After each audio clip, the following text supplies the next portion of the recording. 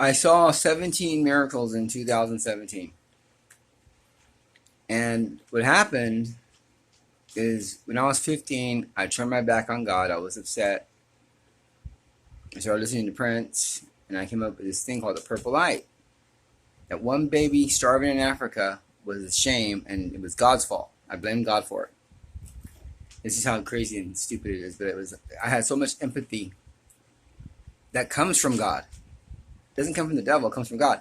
I had God inside of me fighting God, not knowing it was God. And I learned years later I was wrong. I call it the purple light. Empathy. Loss of empathy. Purple light was going to destroy anyone that got in the way, even God. That's how sick and crazy it was. My initials BAG, by the way. It all fits in, you'll see. Not now, but later on. So I learned that God is the one who loves. And I heard that, but I just wasn't convinced until I was attacked by a light demon in 2000 when I cried out for Jesus because it was hurting. I was dying. I actually think that light demon was moving me down into hell. Parallel earths, but worse places. Because I cried out for Jesus and all these orbs showed up. They were filled up with love. The light, I was in the dark, but this ball of light was getting bright. And the room started lighting up. When I cried out for God, Jesus Christ, orb showed up, room filled up with love. Light demon left. Point I'm making is once you're touched by God like that, once you cry out for God, that's the kind of miracle that is so special. It's so special and unique.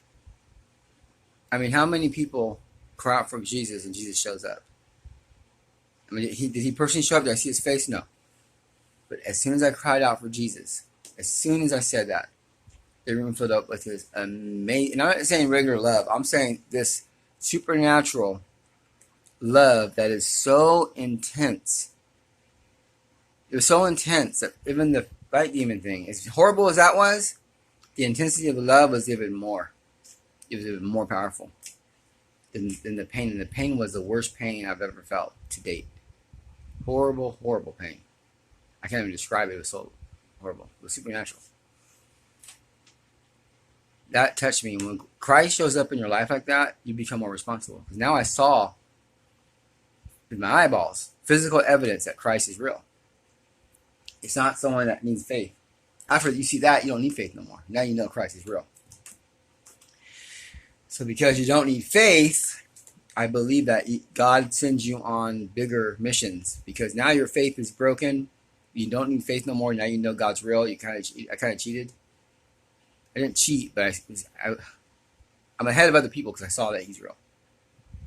Other people that don't see that, they need faith. I know for a fact he is real. When I go outside and other people don't know for sure, religion, cavemen wrote it in a cave, they're afraid to die. I know from what I saw, he's real.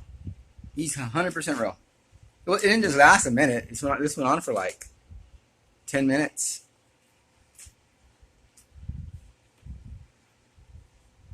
And then that same feeling of love came in again in 2016, 16 years later. I was starting to get close to God again. I grew away from God again, but I don't know how you could do that, but I did. I blocked it out. I didn't want to face it. First, I did for a while, but I didn't want to. It was, I learned too much, and I felt horrible. I got away, then I got closer and closer again. 2016, I felt that same love enter the room. End of 2016 is when all that stuff broke out. My friend was murdered for her organs. I can prove it. This is why they're afraid of me. They're really afraid of me. Organ trafficking. I can prove that nurses and doctors at the hospital my friend worked at had her murdered for her organs. This is going on all across America. Doctors and nurses. These are reptilian hybrids, fallen angels that are working all over the place. They're mingling with us. They look just as human as you and me. But there's a way to see them, and I got the way. So she was murdered for her organs. As soon as her brothers told me, and I'm like, we got to get these fuckers. Sorry, she's not French. At a red light, a military guy pulls up and has opened my car door. I called 911 4 times in a row. They hang up. The guy won't leave. He sees me on the phone trying to call the cops, and he won't leave. He knows they're not coming. And calls in a row, they wouldn't. They kept hanging up on me. 911. So he tries to get in my car. Door's locked. He can't get in. I go to the emergency room a few months later. My tonsils, or a few weeks later, my tonsils swell up. I go there. The doctor, they try to poison me. It's a long story, but I'll just say they tried to poison me. To confirm it, my sister went there 6 months later, thinking I was crazy. She went there for a different problem. And she was there all night. The next morning, she ran out of there naked in her gown, basically, running for her life. Saying the aliens took her underneath the hospital and hooked up to a computer, and their skin was sticking onto the screen and everything. They're like stuck to the screen that goes around you, the curtain. This is all true. My sister thought I was nuts. Doctor tried to kill me at the hospital. Nurses did too. And they were having some military guy going, Operation 94321 on the speaker, and then some black lady kept saying, "There's earrings in the gold room," and then he'd come on again and say 49321 military, and it was in the waiting room on the speaker. And there was like 6 people in there that heard it, and I just thought that was really creepy. And then they tried to kill me. My sister goes there, they try to kill her. She confirmed it. Sister had Morgellons, where the bugs are coming out of your skin. She got sick from the chemtrails. Chemtrails is shooting nanotech on everybody. Smart dust. We're about to expose all this. The government's going to be going down. There's no way to get away from this. God's on my side. I got God on my side. This is God doing it. It's not me at all. I'm following orders. This is God doing it. I'm only like a robot, physical robot, moving form. If you come and get me, God's going to enter the picture. Let me tell you the more of the story. It's all going to make sense. So after they try to murder me in the hospital, a few months later, I'm at home and I see this white rice material moving around my apartment. It was hard like rice, but it was like plastic or whatever. Moving around my apartment, all kinds of it. So I get my video camera and I face it at these condos and I say, I think it's coming from these condos here.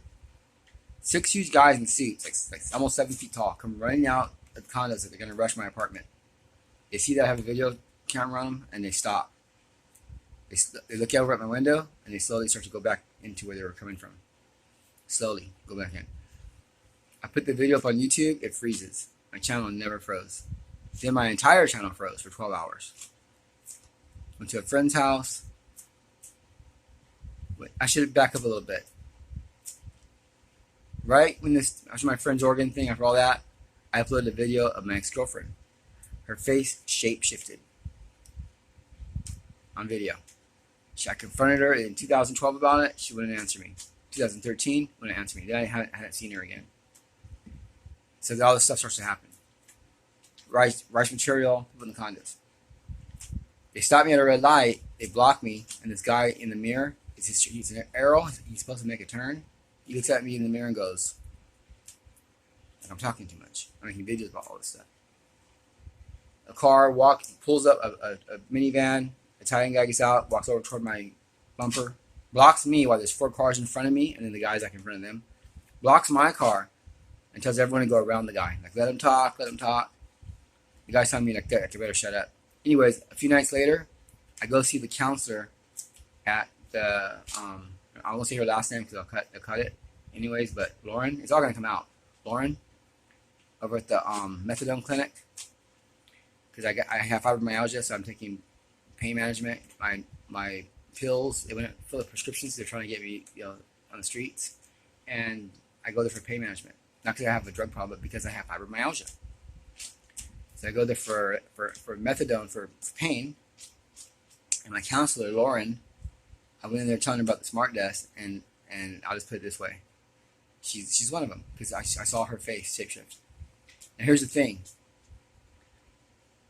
Oh, let me go on. I come back that same day. There's these 2 huge military guys waiting for me in the condos next door. I'm walking up my steps, and they're like talking to a small dude, and they look at me, and they walk away. And I'm like, like what? Are they gonna come get me or something? That night, there were people in the backyard trying to sneak in my back window. I know it was those military guys. I called the San Diego Police Department. They came out the first time.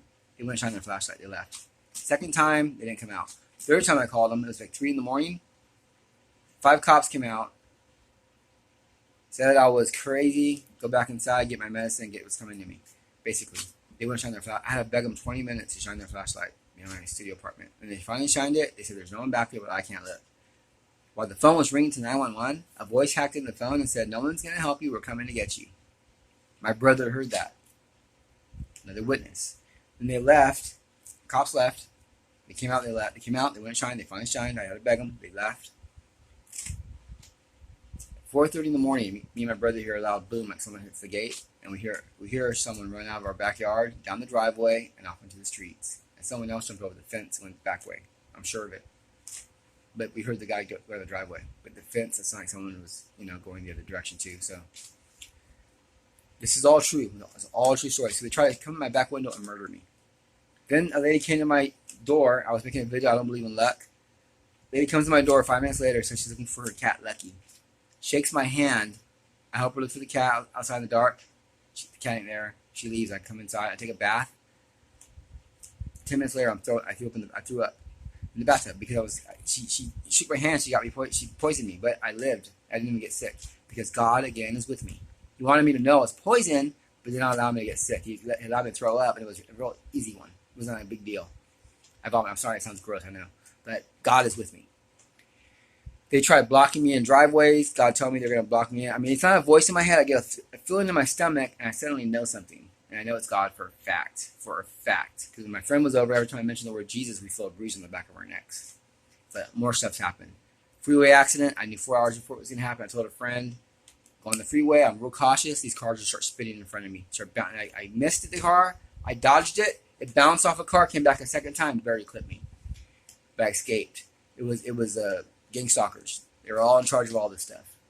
Cops were in on it. They lied on the report. Said 1 car was racing. 2 cars were really racing. They said 1 was racing. They lied. They covered it up. They just keep going and going and going. And that just shows you how evil they are. Even when they were chasing me one day, they almost hit a pedestrian. I was walking across the street. Some lady almost got hit. Almost got ran over by a gang stalker. Because they chase you when you're in your car and you know a lot of information. They chase you and they try to run you off the road. I had for the last 6 months, I've had 70 people a day. And I don't mean like here and there. I mean like constantly. Once you leave the house, hit the freeway, they're on you from that moment on. You're with a friend, it's embarrassing. And they get afraid too. And everywhere you go, you go buy some clothes. If you go buy some food, you go here, canning, you take your cans in. Anywhere you go, they're all over you like roaches. Then when you're gone, they sneak into your apartment and they move stuff around. They go on your computer and they browse and they grab stuff and they download stuff and they steal stuff. This has all been going on. I've been making videos on this for at least 3-4 years. But there's a lot more than that. I mean, there's a lot more than this. I mean, what I'm telling you is the basic, simple line of it all. I learned how to see reptilian hybrids. There's a device. Reptilian hybrids are fallen angels. I know a lot of people are going to want to believe that, but I know it because God's been with me.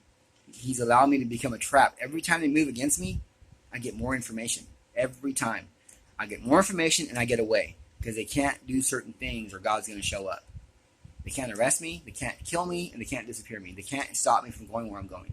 They can try to interfere with phones and other kinds of stuff, stealing stuff and moving stuff around. That's as far as they can go. And if they keep that up, God's going to get them. Because they're pushing their luck. I don't believe in luck, but they do, but they're pushing their luck. I believe in blessings. I'm blessed. They're lucky, whatever. They're unlucky because he's coming for them.